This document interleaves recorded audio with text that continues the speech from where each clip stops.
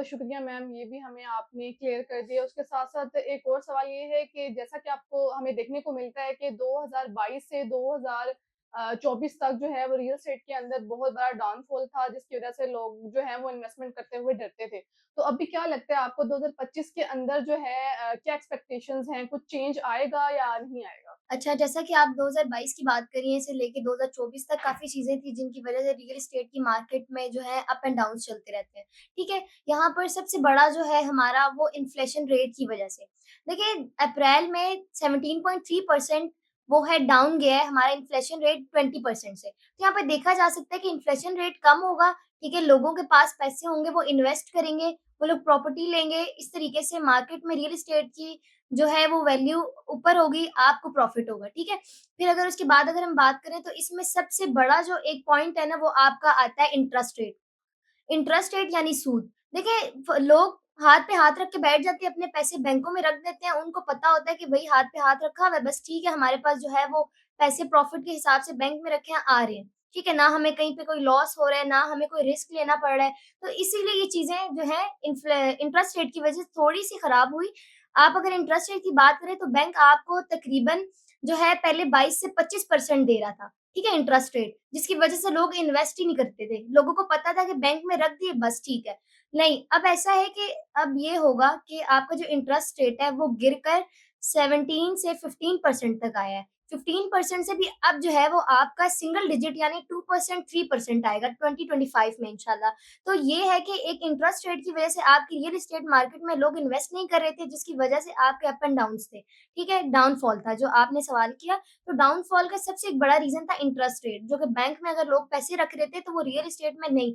अब लोगों को पता चल गया कि नहीं, अब काम नहीं होने वाला। अब जब तक हम किसी जगह पे इन्वेस्ट नहीं करेंगे, हमें प्रॉफिट नहीं मिलेगा। तो अब वो लोग यही करेंगे कि बैंकों से अपने पैसे और काफ़ी लोगों ने ऐसा किया है, बैंकों में से अपने पैसों को उठाया है और वहाँ पर लगाया है, रियल एस्टेट मार्केट में। फॉर एग्ज़ाम्पल आप अगर एक रेज़िडेंशियल प्लॉट में इन्वेस्ट करते हैं, तो आपको बहुत ज़्यादा फ़ायदा होता है। इसी तरह से बहुत सारे लोग हैं जिनके पास बहुत बिलियंस में पैसा है जो उन्होंने रखा हुआ है, ठीक है, बैंक में रखा है, तो उसका यही है कि उन्हें पता है मैंने कहीं नहीं लगाया। तो अब जब वही बिलियंस वो उठा के एक मार्केट में लगाएँगे तो हमारी रियल एस्टेट मार्केट ऊपर जाएगी, ठीक है? उसके अलावा जो है आपका आता है स्टॉक मार्केट। स्टॉक मार्केट भी काफ़ी अच्छा जा रहा है जिसकी वजह से 2025 में देखा जा सकता है कि वहाँ पर हमें कितना अच्छा प्रॉफिट होगा। उसके बाद देख सकते हैं शंघाई कॉन्फ्रेंस हुई थी यहाँ पे, उसमें हमारे साथ सऊदी अरेबिया ने 2 मिलियन से 7 बिलियन तक की जो है वो इन्वेस्टमेंट की है, ठीक है? जिसकी वजह से हमारी रियल एस्टेट मार्केट में इंशाल्लाह 2025 में काफ़ी हद तक प्रॉफिट होगा। इसी तरह चाइनीज़ की बात करते हैं तो उन लोगों ने काफ़ी हद तक जो है हमारे साथ इन्वेस्टमेंट की है, ठीक है? इसी तरह अगर यहाँ पे इन्वेस्टमेंट की बात करें तो चाइना ने हमारी जो रियल एस्टेट का एक ब्लू वर्ल्ड सिटी है वहाँ पर भी जो है वो इन्वेस्ट किया है। तो इसी तरह देखा जाता है कि जो भी गवर्नमेंट है अगर वो इन्वॉल्व हो रही है किसी जगह पर तो वो किसी चीज़ को देख के हो रही है। उन लोगों ने पोटेंशियल देखे कि रियल एस्टेट की मार्केट में आगे आने वाले टाइम में काफ़ी पोटेंशियल है, इसलिए उन्होंने रियल एस्टेट में जो है वो इन्वेस्ट किया है। तो इसी तरह काफ़ी सारी चीज़ें हैं, सबसे बड़ी बात ये है कि ये जो लोग बैंकों में पैसे रखते थे ना, इन्वेस्ट नहीं करते थे, ये हमारे लिए एक सबसे बड़ा पॉइंट था कि हम लोग जो है वो चीज़ों को कैरी नहीं कर पा रहे थे। बट इंशाल्लाह 2025 में जैसे कि मैंने बताया कि आपका जो इंटरेस्ट रेट है वो गिर के 2 से 3% हो जाएगा, तो लोग अपना पैसा जो है वो मार्केट में इन्वेस्ट करना शुरू करेंगे, तो हमें किसी हद तक जाकर प्रॉफिट होगा। जी, बिल्कुल, आपने जो है काफ़ी कुछ क्लियर कर दिया इस सवाल के अंदर।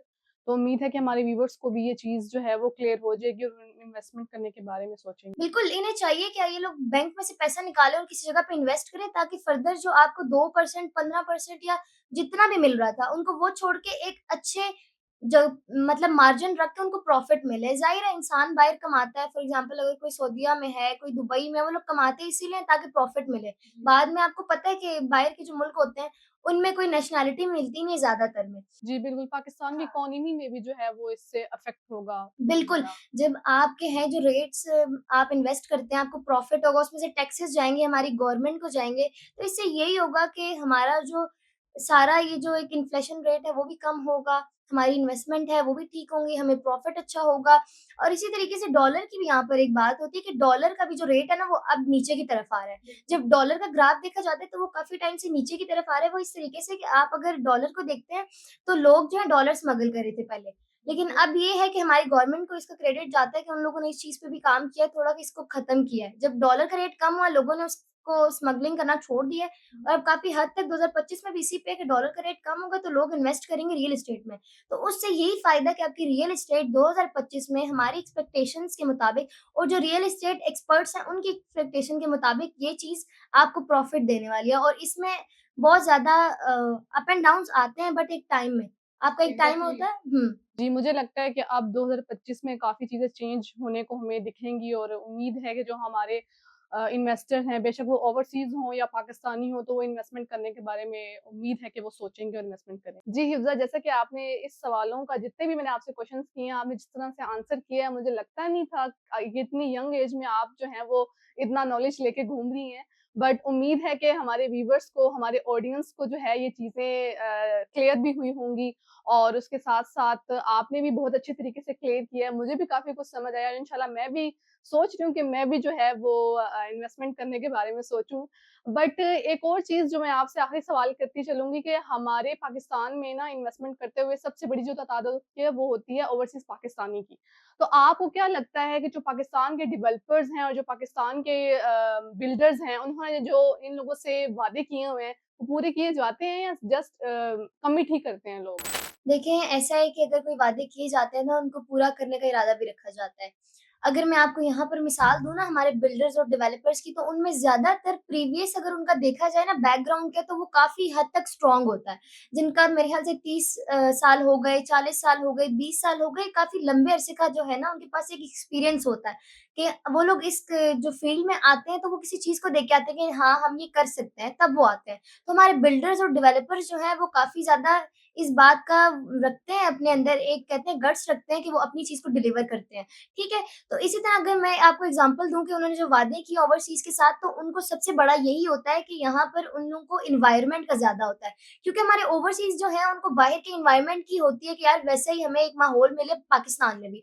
तो उसी से रिलेटेड अगर हम देखते हैं, तो हमारे यहाँ पर एक बहुत अच्छी मिसाल हमारे पास कैपिटल स्मार्ट सिटी की पाई जाती है इस्लामाबाद में, जो हमारी सोसाइटी बनी है उसमें। कि उन्होंने हमारे से जो जितने भी ओवरसीज़ के साथ या हम जैसी जो मार्केटिंग कंपनीज़ होती हैं, उनके साथ वादे किए थे कि हम इस चीज़ को डिलीवर करेंगे, तो उन्होंने वो किया है। जैसे कि उन्होंने कहा था कि हमारा जो है वो इंटरचेंज आएगा, तो वो भी आया है। इसी तरीके से अगर मैंने एनवायरनमेंट का बोला, तो वहाँ पर जितना भी था एनवायरनमेंट, वो सारा का सारा वो बाहिर के थीम पे था, ठीक है? उसमें सबसे ज़्यादा आपका देखा जाए तो आपका फ़िल्ट्रेशन प्लांट है, ठीक है? वाटर फ़िल्ट्रेशन प्लांट है कि वहाँ से आपका पानी बिल्कुल साफ-शफ़ाफ होके आपके घरों तक आएगा।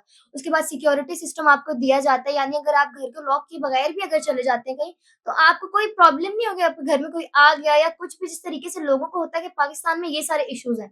तो इश्यूज़ पे अगर बात करना अगर हम शुरू करें, तो वो फिर यही है कि बहुत ज़्यादा चले जाते हैं कि इश्यूज़ तो बाहर पाकिस्तान के बाहर भी बहुत सारे हैं। But still capital smart city को इतना अच्छे तरीके से बनाया गया है कि आपके उन्होंने जितने भी प्रोमिसेस किए थे, वो सब डिलीवर हुए हैं, वो सब पूरे किए गए हैं। इसी तरह वहाँ की और भी बहुत सारी बे फैसिलिटीज़ हैं जिनका उन्होंने कहा था, एजुकेशन से लेके हेल्थ से रिलेटेड, तो वो सब किया गया है। जैसे कि वहाँ स्टेम स्कूल का कहा था, तो वहाँ पर बना है। वहाँ पर अगर हॉस्पिटल का बताया था, तो वो भी बना है।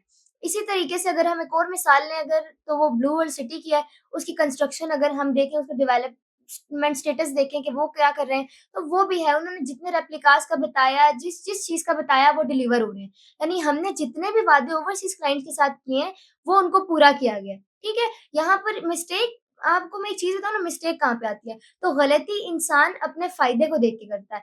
फॉर एग्ज़ाम्पल अगर उसको किसी ने कह दिया कि ये चीज़ यहाँ से मत लो, मैं तुम्हें 1-2 लाख कम में लेके दे दूँगा, तो वो ना वहाँ से ले लेते हैं। तो ये होता है कि बाद में वो ना बंदा मिलता है, ना वो चीज़ मिलती है। तो वो लोग उस चीज़ को गलत कहते हैं, उस सोसाइटी को गलत कहते हैं जिसके नाम पे उससे पैसे लिए गए होते हैं। तो हमने ओवरसीज़ के साथ बहुत ज़्यादा कोऑपरेट करके उनकी जो है वो साइकी को समझ के इस चीज़ को लेके जाते हैं कि उनसे जो-जो वादे किए जा रहे हैं, इंशाअल्लाह वो पूरे किए भी गए हैं और हम 2025 में उनको पूरा करेंगे और आगे फर्दर पूरा करेंगे।